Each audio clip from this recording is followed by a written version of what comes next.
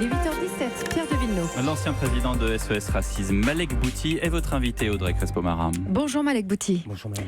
L'année qui a suivi les attentats de 2015, vous avez eu cette formule. Les minutes de silence comme seule réponse politique au terrorisme, ça suffit. Aujourd'hui, le président ne participera pas à la cérémonie d'hommage aux victimes pour ne pas être dans la commémoration permanente. Vous approuvez? Pourquoi de 14-18 et pas le Bataclan? C'est pas les mêmes événements, je pense qu'il faut avoir un peu d'objectivité. 14-18 a été un des plus grands massacres qui a en profondeur dans notre pays laissé des traces énormes. Il suffit d'aller voir les monuments aux morts dans les villages. Je pense que concernant la guerre actuelle, parce qu'il s'agit d'une guerre et pas d'attentat, il faut être dans l'action et pas dans la commémoration. Et je pense qu'il y a une partie quand même de notre pays qui réagit. Il ne faut jamais oublier que tous les jours, on est protégé par des gens, des services de sécurité, des gens que ni vous ni moi connaissons, mais qui passent des nuits et des jours, qui sacrifient leur vie pour nous protéger. 3 jours après les attentats du Bataclan, vous disiez, les islamistes disposent de bases arrières dans les quartiers dans lesquels on ne peut pas les contrôler. 3 ans plus tard, c'en est où? Je pense que la situation n'a pas énormément changé. Il y a, comme je viens de vous l'indiquer, il y a quand même notre pays n'a pas rien fait, du point de vue de l'effort de sécurité, du point de vue du perfectionnement des services de renseignement. Honnêtement, je crois qu'on est très très en pointe, comme d'autres pays, mais très très fort. Et on ne saura jamais le nombre d'attentats réels que ces gens-là ont empêchés. Le problème, c'est que, je dirais, on est fort en défense, mais on n'arrive pas à les attaquer. Et on n'arrive pas à empêcher que de nouvelles générations de terroristes apparaissent. Donc ces bases arrières existent toujours? Évidemment. Pourquoi ? Parce que c'est pas un terrorisme spontané. En fait, il y a des gens qui travaillent, il y a des gens qui mènent un travail de réseau idéologique. Et puis, derrière l'idéologie, le passage à l'action chez les plus faibles, chez les plus jeunes, chez les plus exaltés. On connaît le processus et on n'a pas encore réussi à trouver un moyen de pénétrer au cœur de ce dispositif. Malek Bouti, Gérard Collomb a lui aussi tiré le signal d'alarme. On vit côte à côte, je crains que demain on ne vit face à face. Vous regrettez qu'il ait attendu le dernier jour? Et vous partagez sa crainte? Oui, je regrette toujours un peu quand, soi-disant, on dit une vérité avant de se barrer. Il y a un côté après moi le déluge. Je pense qu'on vit ensemble dans ce pays. Regardez, on est aujourd'hui une date anniversaire des attentats du 13 novembre. Et moi, je suis encore meurtri quand j'y repense.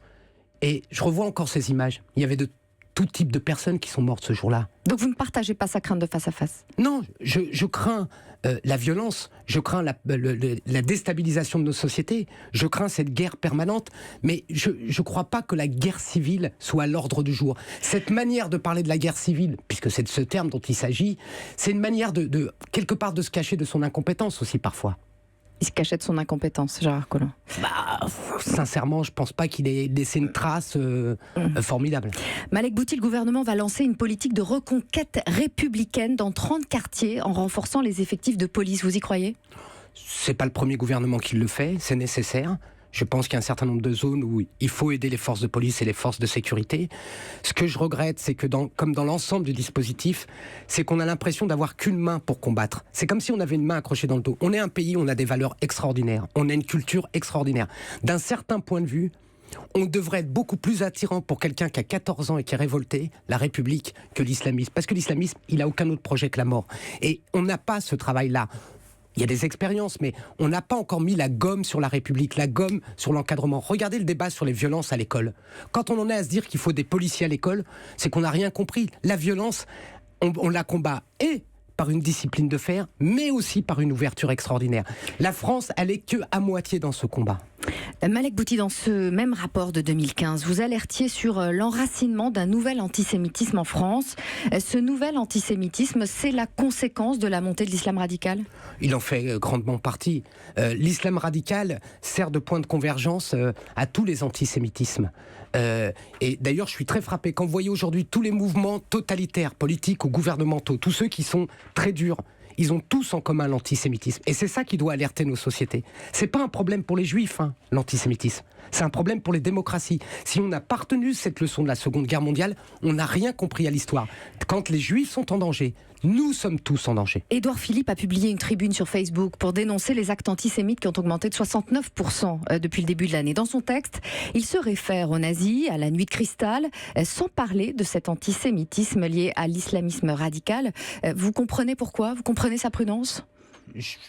et on peut pas dire qu'il soit prudent. Il a quand même pris sur lui de mener le combat, de l'annoncer. Donc, je crois quand même que le Premier ministre, il a joué.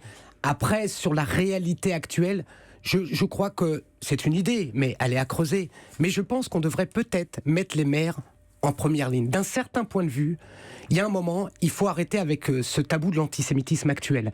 Et les élus locaux devraient avoir en charge ce combat-là, devraient se mouiller. Il y a une part d'électoralisme aussi ? Indéniablement, chez certains leaders politiques, il y a une part d'électoralisme, oui. C'est-à-dire, d'un certain point de vue, quand j'entends parler du lobby juif chez les antisémites, il y a de quoi pleurer, parce qu'en vérité, les juifs, aujourd'hui, personne compte sur eux, ni électoralement, ni rien du tout. On compte sur les électeurs musulmans davantage. Non, les musulmans ne sont pas tous antisémites, c'est là où il y a une grande bêtise, c'est là où il y a une grande idiotie. Non, je pense qu'il faut prendre il faudrait mouiller un peu plus les maires. D'un certain point de vue, on ne devrait pas avoir le choix. Quand on est maire, sa premier objectif, c'est pas les trottoirs, c'est la communauté de vie qu'on dirige, et on devrait tout faire pour combattre la haine dans sa communauté de vie. Malek Bouti, vous êtes membre de la Fondation PSG. En apprenant que le PSG avait fiché des joueurs sur des critères raciaux, la ministre des Sports a dit qu'elle était consternée. Didier Deschamps, lui, a trouvé ça intolérable. Vous n'allez quand même pas défendre le PSG ? Ah bah bien sûr que je vais défendre le PSG. Je pense que parfois il faut quand même regarder la vérité en face. C'est un des clubs les plus engagés dans le combat pour le respect. Depuis 15 ans, je mène un travail avec une fondation qui est très discret. Le PSG, c'est un club qui investit son argent dans les banlieues pour des gosses, pas pour en faire des footballeurs, dans le soutien scolaire. Et tout d'un coup, on le met au tribunal du racisme. Des fois, le mieux est l'ennemi du bien. Il y a des gens qui ont fait une connerie dans le PSG. Il y a des gens qui ont fait une connerie. Les dirigeants n'étaient pas au courant. Non seulement ils étaient pas au courant. Comment est-ce possible que les dirigeants ne soient pas au courant de ça ? Parce que quand vous êtes dans une grande entreprise, il y a beaucoup de gens qui dans leur métier ont leur petit truc. Même vous les journalistes, vous avez une manière de travailler qui n'est pas dans les consignes d'Europe 1.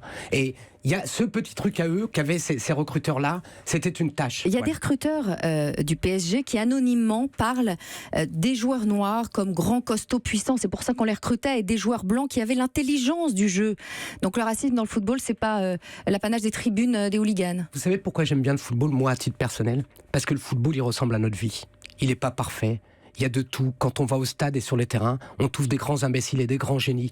Mais c'est des moments où on est un peu ensemble. Et je trouve que, excusez-moi, mais s'il y a un procès à faire en matière d'intégration, de place à la diversité dans la société et dans la réussite, c'est peut-être pas dans le football qu'on doit tirer. Parce que si je regarde du côté de la bourse, j'aurais l'impression quand même qu'il n'y a peut-être pas de fiche, mais il y a quand même moins de diversité. Donc, ok, il y a beaucoup de choses à améliorer. Ok, il faut faire des efforts. Ok, il faut combattre ces actes-là. Mais il y a un moment dans ce pays, je pense qu'il faut un peu apaiser ces débats-là. Je trouve qu'il faut quand même remettre en avant ce qu'il y a de positif dans le pays et ce qu'il y a de positif dans ce que chacun fait. Et le PSG, c'est une belle vitrine pour la France. Et une enquête est en cours. Merci Malek Bouti. Merci à vous.